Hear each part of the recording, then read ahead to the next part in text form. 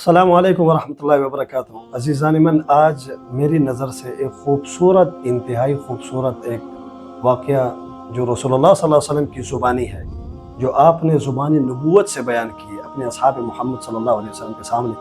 آج میں اس کو آپ کے سامنے بیان کرنے لگا ہوں، اور انشاءاللہ آپ کو اس میں مزہ بھی آئے گا، اور اللہ ہم سب کو سن کر عمل کرنے کی توفیق بھی نصیب فرمائے۔ رئیس المحدثین امام محمد بن اسماعیل البخاری، جنہوں نے معرکۃ الآراء ایک تالیف صحیح البخاری کے نام سے جو انہوں نے لکھی، اس میں اس واقعے کو انہوں نے ذکر کیا ہے، اور یہ کے بعد دیگر کئی مرتبہ اس کو ذکر کیا ہے۔ اس حدیث کو ہے دلچسپ، میں آپ کو سناؤں گا، انشاءاللہ آپ کو مزہ آئے گا۔ وہ یہ کہ رسول اللہ صلی اللہ علیہ وسلم نے فرمایا، اپنے اصحاب سے بیان کر رہے تھے صلی اللہ علیہ وسلم، فرمایا کہ بنی اسرائیل کا ایک شخص تھا، اپنے دوست کے پاس گیا قرض کی نیت سے کہ اسے 1000 دینار قرض لے، تو جا کے اسے کہا کہ مجھے 1000 دینار قرض کی ضرورت ہے۔ اس نے کہا ٹھیک ہے، کوئی گواہ؟ تو کہا کہ گواہ تو کفا باللہ شہیدہ، اللہ گواہ ہے، اور تو کوئی میرے پاس گواہ نہیں۔ کہا چلو ٹھیک ہے، کوئی ضامن؟ کہا کہ کفا باللہ وکیلا، اللہ سے بہتر ضامن اور میرے پاس اور کوئی نہیں، اللہ ہی ضامن۔ مطلب کوئی مسکین تھا، نادار تھا، کوئی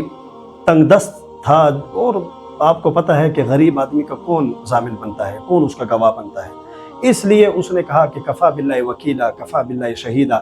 وہی میرا گواہ، وہی میرا ضامن ہے، اب دے سکتے ہیں تو دے دیں، مجھ پر رحم کرے اللہ تم پر رحم کرے گا۔ اس نے کہا ٹھیک ہے، صدق تھا، آپ نے سچ کہا کہ اللہ ضامن، اللہ گواہ ہے، اس سے بہتر ضامن اور گواہ اور کوئی نہیں ہو سکتا۔ اس نے 1000 دینار اٹھا کر دے دیے، یہ لو جی، یہ آپ کے 1000 دینار ہیں، 1000 دینار دے دیے، اور ساتھ میں معاملہ طے ہو گیا، اور وقت بھی متعین ہو گیا کہ فلاں وقت، مثلا 1 تاریخ کو آپ نے واپس لوٹانے۔ یہ قرض لینے والا قرض لے کر سمندر پار چلا گیا جو اس کی رہائش تھی،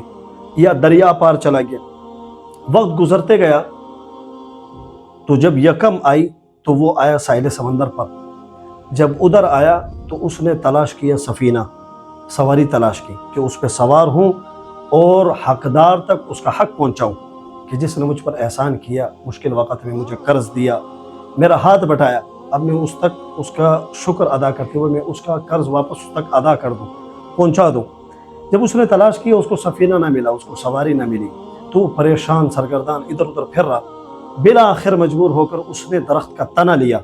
اور درخت کے تنے کو بیچ میں سے پھاڑا، سوراخ کیا، اور اس کے اندر 1000 دینار رکھے، اور ساتھ میں خط لکھا، اور اس کو بھی بیچ میں رکھ دیا، اور اس کو اوپر سے مضبوطی کے ساتھ بند کر دیا، یعنی ایسے بند کیا کہ اسے اطمینان ہو گیا کہ اس کو اب کوئی اور چیز اسے نقصان نہیں پہنچا سکتی، اور اس کے بعد اس کو پانی میں چھوڑ دیا، اور آسمان کی طرف چہرہ کر کے اس نے یہ کہا کہ یا اللہ، میں نے آپ کی گواہی پر، آپ کے زمان پر میں نے یہ قرض فلاں سے لیا تھا، اب آپ باوجود اس کے کہ میں نے سفینہ تلاش کیا، سواری تلاش کی، مجھے کچھ نہ ملا، اب میں مجبور ہو کر یہ میں آپ کے سپرد کر رہا ہوں، آپ ہی اس کو اس تک پہنچا دیں۔ اچھا، مزے کی بات کہ جس نے قرض دیا تھا وہ بھی اپنے تاریخ پر، اپنے وقت مقرر پر، وہ بھی ساحل پر آ گیا کہ انتظار میں کہ ابھی وہ قرض لے کر آئے گا، لیکن اس نے تلاش کیا کہ نہیں، تو اس نے جب اس طرح چکر لگانے سے تو بالآخر وہ جب مایوس ہو کے جانے لگا کہ نہیں آیا وہ قرض کا جو قرض لے کے آنا تھا، تو جب جانے لگا تو اس کے درخت کے تنے کے اوپر اس کی نظر پڑ گئی۔ اس نے کہا چلو ویسے جا رہا ہوں تو یہ تنا اٹھا کے لے جاؤں گا، جو جلانے کے کام تو آ جائے گا، اس کو جلا لوں گا۔ اس نے رسا ڈالا، جو بھی کیا، اس کو پکڑا اور سائڈ پہ لے کے آیا، اور اپنے ساتھ گھر لے کے گیا۔ اس نے کلاڑی لی اور اس کو کاٹنا شروع کیا، جب کاٹا تو اس کے بیچ میں سے وہی 1000 دینار نکلے، اور ساتھ میں خط نکلا، اور خط میں اس نے اپنی معذرت کو بیان کیا، اپنے عذر کو بیان کیا کہ میں آیا تھا، میں نے سفینہ تلاش کیا، سواری تلاش کی، نہ ملنے کے بعد میں نے یہ طریقہ کار اختیار کیا، اور میں نے آپ تک، اور اس کے ساتھ جب اس نے یہ تنا بھیجا تھا تو ساتھ میں اگلے دوسرے تیسرے دن اس نے ساتھ میں 1000 اور بھی اس نے ساتھ لے کے، اس نے کہا ممکن ہے کہ نہ پہنچا ہو تو میں جا کے اس تک پہنچا دوں۔ وہ سواری لے کر جب آیا اس کے پاس 1000 دینار دینے کے لیے، تو آ کے اس سے ملاقات ہوئی، کہا کہ انتہائی معذرت کے ساتھ میں فلاں تاریخ پہ اپنے وقت مقرر پر ساحل سمندر یا دریا کے کنارے آیا تھا، لیکن مجھے سفینہ نہ ملا، مجھے سواری نہ ملی، کوئی سبب نہ ملا، کوئی راستہ نہ ملا کہ میں آپ تک پہنچ سکوں، اس لیے پھر میں اب خود آیا ہوں۔ وہ طریقہ بھی میں نے اختیار کیا، سب کچھ میں نے کیا، لیکن اس پر مجھے کوئی خاص اعتماد نہیں تھا، میں خود آیا ہوں۔ تو اس نے کہا کہ آپ نے جو طریقہ اختیار کیا تھا وہ بالکل درست ثابت ہوا، اور جس تنے کے اندر آپ نے 1000 دینار رکھے تھے وہ وقت مقرر پر مجھ تک پہنچ چکے اور میں نے اس کو وصول کیا۔ یہ جو 1000 دینار آپ مجھے دے رہے ہیں یہ آپ واپس لے لیں۔ عزیز دوستو بزرگوں، جب ایک آدمی کسی سے قرض لیتا ہے مشکل وقت میں، اور وہ نیک نیتی کے ساتھ اور یہ پکے عزم کے ساتھ کہ وقت مقرر پر میں اس تک پہنچاؤں گا، تو پھر اللہ تعالیٰ اس کی ایسی مدد کرتے ہیں کہ ایک تنے کو بھی صحیح وقت پہ صحیح سمت پہ اس کو پہنچا دیتے ہیں۔ اسباب کو اللہ پاک، مادی چیزوں کو اللہ اس کے تابع کر دیتے ہیں۔ تو ایک آدمی اگر اتنا بھی مجبور نہ ہو، لیکن پھر بھی اگر وہ یہ کہتا ہے کہ میں حقدار تک اس کا حق پہنچا دوں، اس نے میرے ساتھ نیکی کی ہے اور میں اس کو اس کا قرض واپس جو اس نے میرے ساتھ خیر خواہی کی ہے میں واپس اس تک پہنچا دوں، تو اللہ تعالیٰ اس کی مدد کیسے نہیں کریں گے؟ اسی لیے رسول اللہ صلی اللہ علیہ وسلم نے فرمایا کہ جس نے کسی سے قرض لیا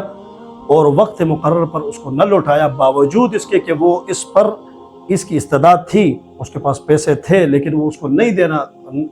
دے رہا، تو کہا کہ یہ ظالم ہے۔ اور اللہ کے نبی صلی اللہ علیہ وسلم مقروض آدمی کی